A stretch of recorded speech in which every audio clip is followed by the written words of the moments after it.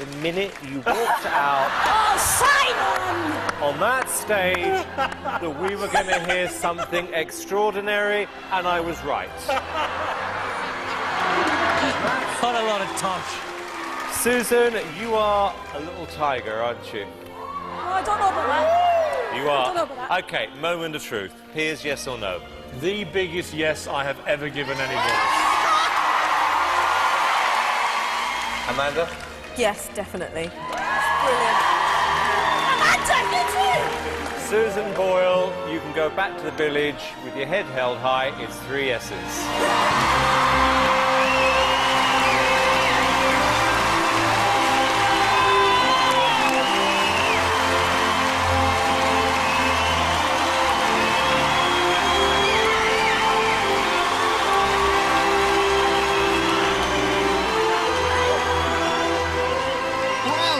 I think you enjoyed that just a little.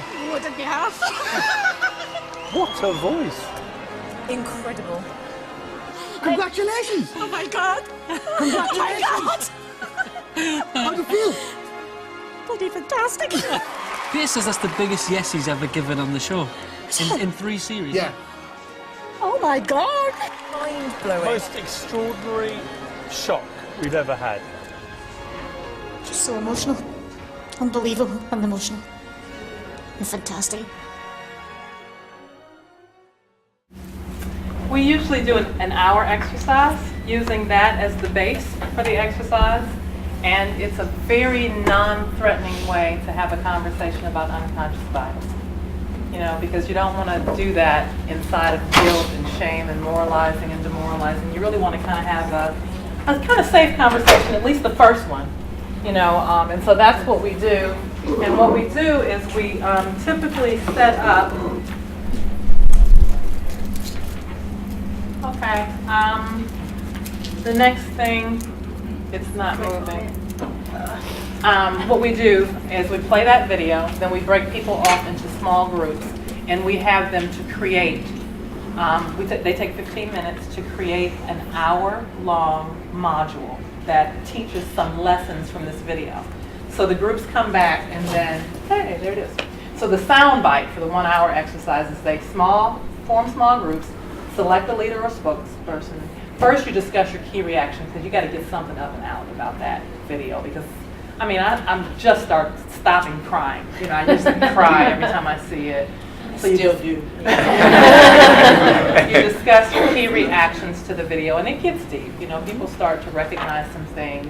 The group develops content for a 30-minute D&I training module for managers, and then the group leader kind of reports out on what the group model's key learning was, what the title of the video is. It just gets really, really fun. People come up with all kind of great names, and then we have about 25 key learnings that we created with the video, and we just give you a taste test of some of, I think we pick 5 of them. Value add does not always reside in the usual suspects. Leaders, the facial expressions and voice tone enforce perceptions and stuff. Leaders need to be open to ideas outside of their comfort zone. Diversity of thought. We quickly form first impressions because of the dimensions of diversity, and therefore deny people's dreams, and that it's a leader's job to mind just beneath the goal, especially for people who don't remind you of yourself. So that's just a little taste test of the Susan Boyle. We called it A Singer Named Susan, and we've got a few people using it, so if you'd like to use it, we can kind of talk to you about it, or we can come out and do it for you at your company. Okay, so now we're going to transition and talk a little bit about group dialogue. And at Georgia Tech, we believe that exemplary education must include diversity of thought, and that we must explore additional dimensions of diversity far and away beyond what we typically look at. So we've also developed a dialogue around this notion of temperament, right? And we all have a temperament. There are introverts and extroverts. And I'm sure you're sitting there wondering, well, why are we going to talk about that? I'm glad you asked. We all fit somewhere on this continuum between introvert and extrovert. And then there's this category in the middle called ambiverts.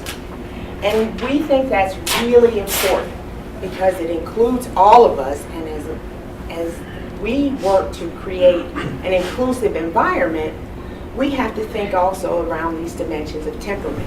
Because when you show up to work as an extrovert, as I do, right, you are not always the talker. The extrovert in the room is typically the person who thinks very deeply. They're the person who gets their energy from thinking and from thought, and not so much from interacting with people. The extrovert, on the other hand, is the person who goes around person to person, generally gathering energy as they go. It is what they do. It's how they think. They think out loud. And so when you think about these different dimensions in group dialogue, it's important for you to realize then that in order to explore the various perspectives of all of the people in the room, you will have to take this into consideration. Sound bites, because we're running short on time. But in order to leverage the breadth of the talents of the introvert and the depth of the talents of, the breadth of the talents of the extroverts and the depth of the talent of the introverts, it's necessary to facilitate dialogue inclusively.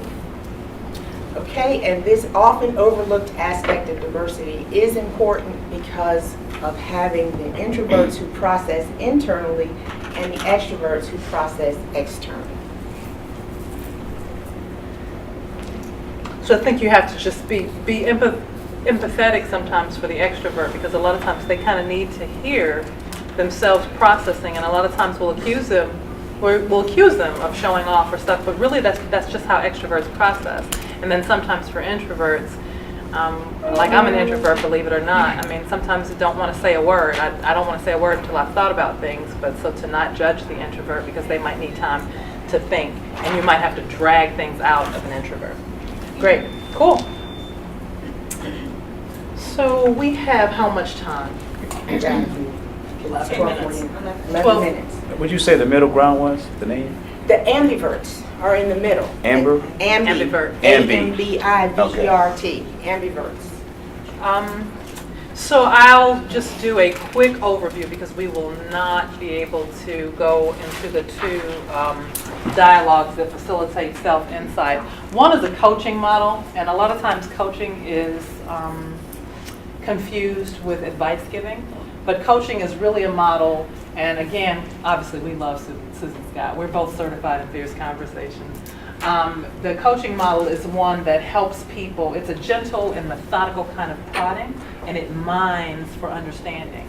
So in the model, there's a 7-step model that you can engage in to help a person figure out things for themselves. A coach, when coaching was first developed, it was like the horse-drawn buggy to get people from one place to another. So it helps a person get to discovering their own issues and solutions. You allow the person to select a topic. You kind of prod until the person gets to the real issue, because a lot of times a person will announce, a child will come home and say, I don't want to go to school anymore. I say, well, what happened? I mean, and then you get to the real issue that I failed my test or whatever it is. You have to prod a little bit, because the first thing that comes sometimes out of our mouths are not the real questions. And then you lead the person to a granular discovery of the real-time consequences. So you kind of ask them, so what would be the impact now if you continued in this behavior? And what would be the impact in the future? You also ask, a lot of times we care more about other people than we do ourselves. So you don't just ask about the impact to yourself. Like if a person is talking to me about my weight, like what's the impact of you and your weight? Oh, well, I don't look as good, my clothes don't fit. But if they say, well, what about Zoe? It's like, well, Zoe might not have a mom if I don't get more healthy. You know what I mean? So sometimes we can get it if we talk about the impact to another person.